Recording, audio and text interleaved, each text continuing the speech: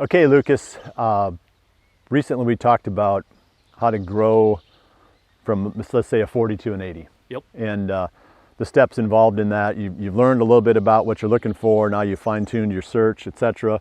But then you brought something up that really caught me and made me stop in my tracks. You said you had a client who made recreational land cash flow. Yeah. And gosh, I've owned a lot of it over the years, and it's come a long ways from cash flow. And I mean, it was a nice appreciation. I mean, these were great investments for me. Yeah. But the whole time I owned them, they were liabilities. Yep. You know, they were not assets until I sold them. Yep. You know, that's typical of rec ground. Is like, man, this stuff doesn't make you any money, but if you sell it, it does. Yeah. And it looks good on paper because your net worth is, you know, going up. But you know, you're still paying property tax on it. You're just making payments on it. You know, you're not coming out on this thing. Yeah. Until the end. Yep, that's right. Or your family does if you die. Yeah. You know, but so tell me about this project of cash flowing recreational land. Yeah. So this is a client I've been working with for probably 3 years. He had a very defined pros and cons list and what he wanted. This is a property that we ended up coming back to when it hit the market again. And it already had some established income coming off of it. What was this? What was the income? So the established income was $198 per acre on the CRP, which is about unheard of in my area, Wisconsin. Okay. That's extremely good, extremely high-end, tillable income in my area. Typically, you're looking at $100 to $150 is pretty normal and pretty solid. So that was already a good starting point. What percentage of the property was CRP? There's 36 acres of CRP on the property that was enrolled. So a third, half? Just under a half. Okay. Yep. And it was a really good mix for an income property that still had the recreational benefits. Typically, you're looking for, especially in Wisconsin, you want way more timber than you do income or than you do open ground. Right. But and that's just the typical buyer. Yeah. But if you can start to see these opportunities here, like this guy did, there's a big opportunity still there. So he took over the property. It had a brand new, beautiful, like, little 1-bed 1-bath cabin on it, and like picturesque, like something you'd see like in a magazine, just done, and overlooking a food plot, like really cool. So that was a huge opportunity when he bought it. It was just getting finished. Like they finished it on the inside the week that I think he closed on it, but he went out and I think in a week he had a renter for that. And then he had like a monthly renter, or was it like a verbo, like short-term rental? He didn't want to deal with short-term. I think there's a better gain to be had there long-term, but you have a lot less headache with the long-term rental and not constantly having to clean and all that. So there's a give and take there as well. Yeah. But he saw value in just having one long-term renter in there and got a good price. What's a typical rental rate on something like that? Like, let's say that I put a cabin on my farm and I want to rent it out. I know I've talked with Jacob about the short-term stuff because he does that. Yeah. And he says you can do like 25%, you know, if you do a good job of you know, marketing your short-term rental. Yep. So what would be like a rental rate that you could get on a cabin just sitting on some recreational land? It's all going to depend what the cabin is, what it has to offer really in the area. I think area specific is a big deal.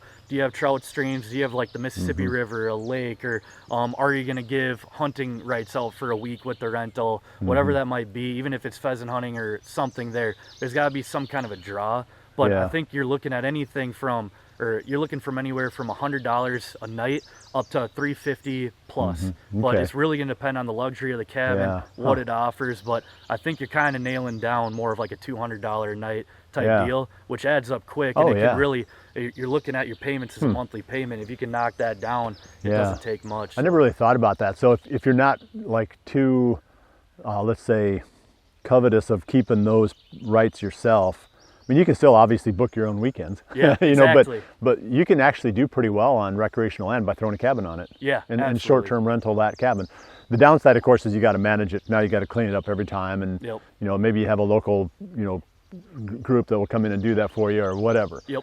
So okay, that's one option. That's pretty cool. So what about like long-term rental? Like what is a going rate? Let's say if you just wanted to put a couple people in there or whatever for 6 months. Yeah, so that's another number that keeps going up here these days. But I think you're looking at anything from, I think I've done $800 farmhouses up to $2,000 a month. Really? It's all going to depend, but I mean, that's another big stepping stone there as far as knocking your monthly payments down, because that's the ultimate goal. Yeah, because as long as you can keep all the stuff that you're excited about, and you make another 20 grand a year, I mean, gosh, that goes a long ways towards making those payments. Yeah, absolutely. Yep. Okay. And going back to the short-term rental deal too, like you said, The short-term rental deal, you can book it out in the summer months or in the spring months when you're not there, and then you still have a cabin that you can go stay in that help pay for the property when you're there enjoying it in the fall or springtime turkey hunting or anything like that. So that's a huge deal. So it's not going to work everywhere though, because it has to be something unique about that region. Yep.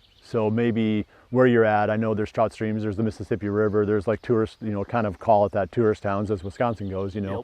But let's just say that I'm in the heart of, I don't know, let's say Tennessee, mid-Tennessee. Yeah. I've got 120 acres and I want to put a cabin on there. My options might not be the same. Yeah. Because there might not be that local attraction to bring that in. Yep. So we kind of keep that in mind too, that maybe this option isn't available to everybody. Yeah. But okay, so keep going. What else did the guy do? So the third one, so he had CRP. Yep. He had the long-term rental. Okay. He also he's renting out storage space in a steel pole shed, which is kind of a side note of just building rental. But then the big one was they're willing to do just a deer lease for 4 months, and they're going to make a substantial amount of money. That's then going to push them over the edge of their annual payments for the farm is this. Well, now they've just upticked it to where it's actually going to make them money. And then when you got to go back to the lender to grow your farm, well, it looks real good on paper, and they're going to want to give you another loan because they see what you just did with the first one. Yeah, he did that in 2 weeks. And I think that's an option for the person who, like all the stuff that, reasons that I buy hunting land is just to get away from all the things that we're talking about. I don't want any people around. I want to hunt. It's like, so there has to be another class then, a category of recreational land owners that look at it like, okay, I'm going to be there for a couple weekends a year. That's awesome. The rest of the time, I don't mind somebody else enjoying my property. Yep, exactly. So otherwise, it's going to be hard to cash flow it, right? That's right. Yeah. And that's the give and take there. You're going to have to give something up there, but as far as growing growing the operation or growing the farm into another piece or adding on to it or buying something in another neighborhood, I mean, that's a really good avenue to help do that. And that's what they're doing now. So they're going to go and buy another affordable piece in a different area, and then they're going to have multiple deer that they can hunt, and life is good. Yeah, and I've heard people talk about this, but I've never really experienced it much myself, where somebody buys recreational land purely as an investment and not for their personal use. Yeah. It's kind of a foreign concept for me because I'm thinking, I want to be in there. Yeah. I don't want to, have somebody else hunting my best spots. That's right. So it's a different mindset, but I get that. I never really thought about it in those terms. It's like, well, I could own a lot of recreational land if I'm willing not to have the rights to all the cool stuff that you do on it. Yep. And I think the cool part with the hunting lease that they're giving up a third of the year. So 4 months, they're out of there. But they get to enjoy the other 8 months. They still get to go turkey hunt. There's a stream they can go fish, and they still get to do all the fun parts of, if you're like me, going out planting food plots and still running trail cameras for the guy and doing some of the stuff and helping out. And I think that's where a lot of the chase and the other 8 months out of years, there's almost as much enjoyment there and seeing the property grow. Yeah, and I might have been the guy that does the other part. I might lease out those 8 months. Yeah. And just keep the hunting season. Yeah, that's right. Give up some fishing rights, give up some turkey hunting rights, give up some mushroom hunting or whatever it is. Let people go in there and do the things that they love. Yeah. But then stay away from there from September through January. Yep. Yeah. Interesting. Yeah. Okay. Good. Well, we appreciate you joining us, and we're going to keep bringing these things to you. I'm starting to get really interested in this whole process of, how to find and buy and grow properties, and I didn't realize that some of these things were even possible. So, keep tuning back. We'll keep bringing you these episodes. We appreciate it.